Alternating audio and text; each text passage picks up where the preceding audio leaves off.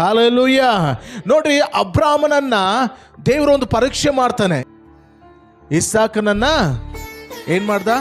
ಬಲಿ ಕೇಳ. ಯಾಕೆ ಕೇಳಿದಂದ್ರೆ, ದೇವರಿಗಿಂತ ಅಬ್ರಾಹ್ಮನು ತನಗೆ ಕೊಡಲ್ಪಟ್ಟ, ಮುಪ್ಪಿನ ವಯಸ್ಸಿನಲ್ಲಿ ಕೊಡಲ್ಪಟ್ಟ ಒಬ್ಬನೇ ಮಗನು, ವಾಗ್ದಾನ ಪುತ್ರನು ಇಸಾಕನಾಗಿದ್ದನು. ವಾಗ್ದಾನ ಪುತ್ರನಾಗಿದ್ದನು. ದೇವರು ಅಬ್ರಾಹ್ಮನ ಪರೀಕ್ಷೆ ಮಾಡ್ತಾ ಇದ್ದಾನೆ. ನನ್ನನ್ನು ಹೆಚ್ಚಾಗಿ ಪ್ರೀತಿ ಮಾಡ್ತಾ ಇದ್ದಾನ ಅಥವಾ ತನ್ನ ಮಗನನ್ನು ಹೆಚ್ಚಾಗಿ ಪ್ರೀತಿ ಮಾಡ್ತಾ ಇದ್ದಾನ?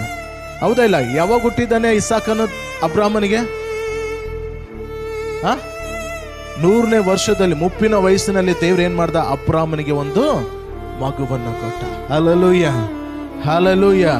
ಅಂತ ಸಂದರ್ಭದಲ್ಲಿ ದೇವರು ಅಬ್ರಾಹ್ಮನ ನೋಡ್ತಾ ಇದ್ದಾನೆ. ಆತನ ಪ್ರೀತಿ ನನ್ನ ಮೇಲೆ ಇಟ್ಟಿರುವಂತ ಪ್ರೀತಿಗಿಂತ ಜಾಸ್ತಿ ಆಗಿದೆನಾ ಅಥವಾ ಒಂದು ಲಿಮಿಟ್ ಅಲ್ಲಿ ತನ್ನ ಮಗನನ್ನ ಪ್ರೀತಿಸ್ತಾ ಇದ್ದಾನ ಎನ್ನುವುದನ್ನ